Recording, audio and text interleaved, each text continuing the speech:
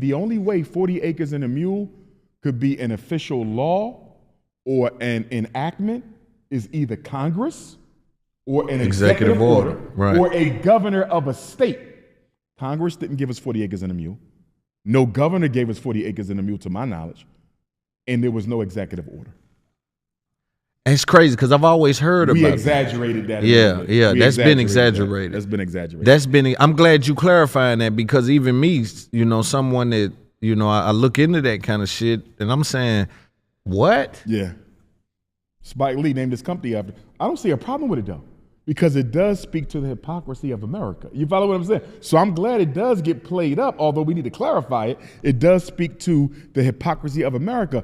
But my thing is this, Loom, for the ADOS FBAs, and I respect them. What is your agenda for the American African people besides antagonizing black immigrants and waiting on reparations? I don't hear no talk about building no institutions. I don't hear no talk about no solutions.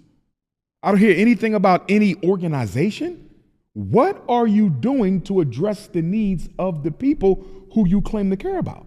Because if you're not going to do anything productive for the American African people, then the movement is a fraud.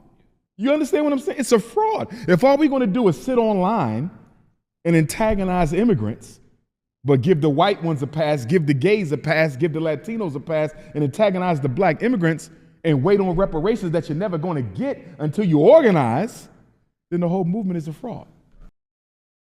You do know we spend $2 billion on Jordans and $4 billion on liquor every year, Almost $1 billion on chicken, turkey, beef, and pork, financing our own cancer. My point is, fight the system for what they owe us, but hold yourself accountable for what you have that you're not using to advance your community. That is a fundamental Pan-Africanist and a Garvey critique of the black experience in America. We could be doing more with what we have, and we're not. All these schools closed down. Why we ain't buying them and opening up our own schools? Why we don't have our own hospitals? Right? When that COVID and they killed off all our elders with the COVID, where the black hospitals at? We owned and operated more than 500 black hospitals in America. 500 in 400 years. That's more than a hospital a year. We down to maybe a dozen now. You see what I'm saying? Wow. So yes, fight the government for what we need. You got to fight them because they're racist and they're oppressive and they're always trying to marginalize us. But come on, y'all. You mean to tell me we shouldn't have more banks of our own? More hospitals of our own, more supermarkets of our own, more schools of our own?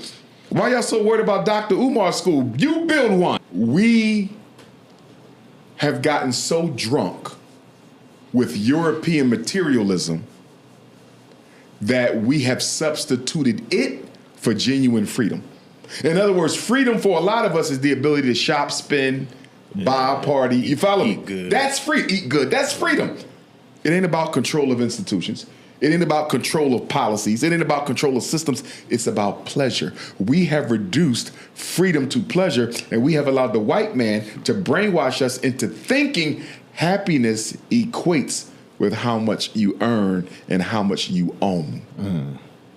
Because guess what? If you don't equate happiness with how much you earn and how much you own, capitalism can exploit you. Back to capitalism. Yeah. If your definition of happiness has nothing to do with how you look and how you drive, capitalism can't use you.